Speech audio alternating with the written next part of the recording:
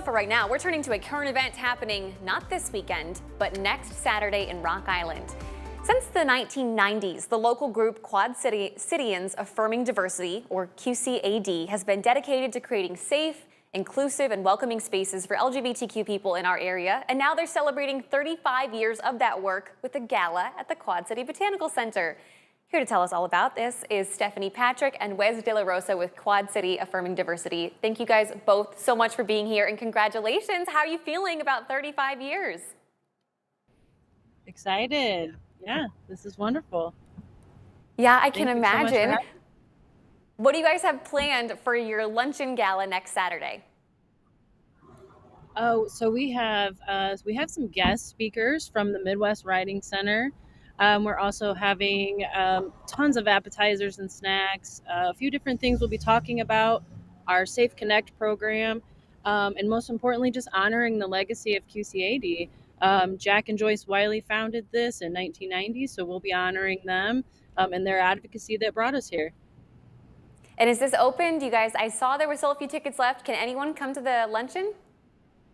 Absolutely. We'd love to have you. We have ticket links on our social media site. It's on Eventbrite.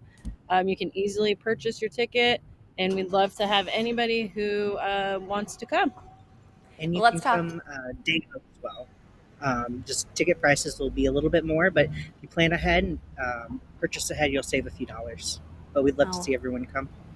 Oh yeah, we love to hear that.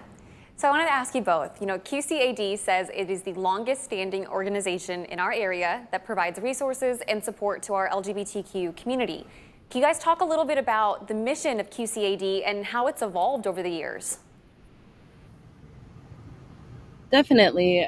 Jack and Joyce Wiley started it in 1990 for their son. It was a support group that then expanded into different services throughout. Joyce was also a huge advocate for the area, so she led to a lot of ordinances being passed that led to other protections being passed in the early 2000s. And aside from that, we've had some involvement with safe school committees, as well as our current program that we're doing for the Quad Cities, which is called our Safe Connect program. With that, what we've done is we have several local businesses that have met our criteria to be a safe space for the LGBTQ plus community and just in general. And we're really excited about that. We have over 50 businesses on the list with a sticker that's prominent on those business windows, so you know exactly where you can go and feel comfortable. It's deeply personal for every single person. But I wanted to ask you what kind of impact QCAD has had on our local community. I mean, 35 years is a long time. I've personally heard stories of, someone saying thank you for providing that safe space for them throughout the years, knowing that we're still around, we still exist, we're here to help support our community, especially, again, with our Safe Connect program. We've heard so much positive feedback about that, for people to know where they can go and feel comfortable, and it's just expanded from there.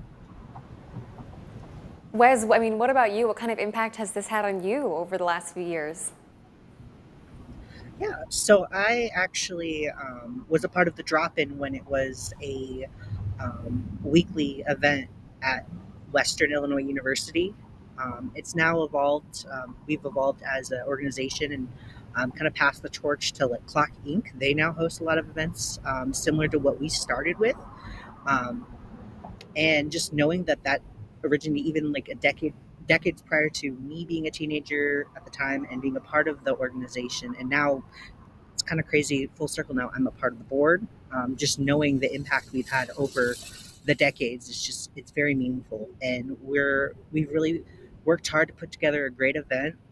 We'll have through digital, a presentation, and then also physical photos people can look through throughout the decades of all the different people their lives have been impacted by QCAD. It's just really cool to we've gone through the photos and just seeing So much history. Yeah, the history. Yeah.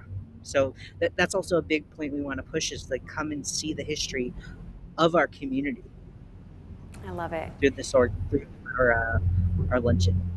Well, I know you guys have put a lot of work into this. We can't wait for next weekend. I hope you have a fantastic turnout. Thank you so much for your time and for joining us here today. Thank you for having us. Thank you. For you guys at home, we have all the details for next weekend's Luncheon Gala up on our website. You can find that and a link to tickets at WQAD.com underneath the As Seen on TV tab.